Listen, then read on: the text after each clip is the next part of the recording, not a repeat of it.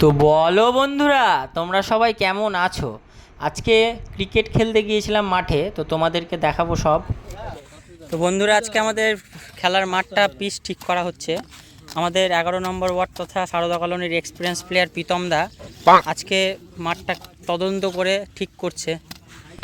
দেখতেই পাচ্ছ, তোমাদের সামনে সরাসরি আমি বিস্তারিতভাবে নিয়ে চলে এসেছি।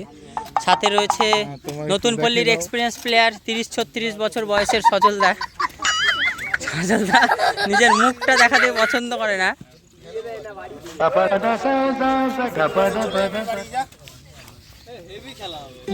খুবই সুন্দর ওয়েদার, দেখতেই পাচ্ছ তোমরা। সাথে একটা ভাই রয়েছে ছোট, মেঘ ঝিলকাচ্ছে। খেলাটা হবে না, ওই জন্য সজল দা, আজকে কি খেলা হবে? আকাশের যা পরিস্থিতি, অবশ্যই হবে।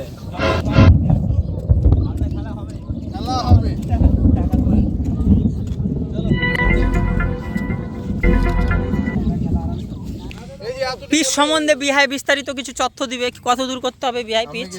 না, এখনই বলছিলে তুমি। ইউটিউব, ফেসবুক ও সোশ্যাল মিডিয়ায় সব জায়গায়। সজলদা হাতে কোদাল নিয়ে নিয়েছে, তোমরা দেখতেই পাচ্ছ।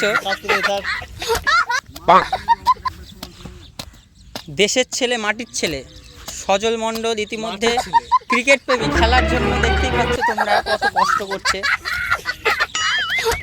আমি চাইবো সজলদার জন্য সবাই ভগবানের কাছে প্রার্থনা করো, সে যেন খুব তাড়াতাড়ি বিবাহযোগ্য হয়ে ওঠে। নতুন পল্লীর জোপরা আর্চার গতি এবার দায়িত্ব করে প্রীতম দা নিজে দায়িত্ব নিয়ে চলে এসছে।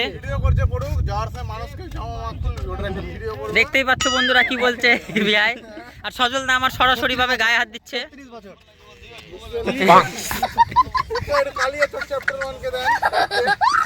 হ্যাঁ, দর্শকরা চাইছে প্রত্যয় দা সমাজের জন্য কিছু করো তুমি। প্রীতম দা হচ্ছে মানে কি বলবো এক্সপেরিয়েন্সড। প্রীতম দাকে আমি লাইফে আজকে প্রথম মাঠের জন্য কিছু করতে দেখছি। আমি নিজেকে খুবই কি বলছে দেখতেই পাচ্ছ বন্ধুরা, সরাসরি ভাবে তোমাদের কাছে আমি নিয়ে চলে আসছি প্রীতম দার কাছে।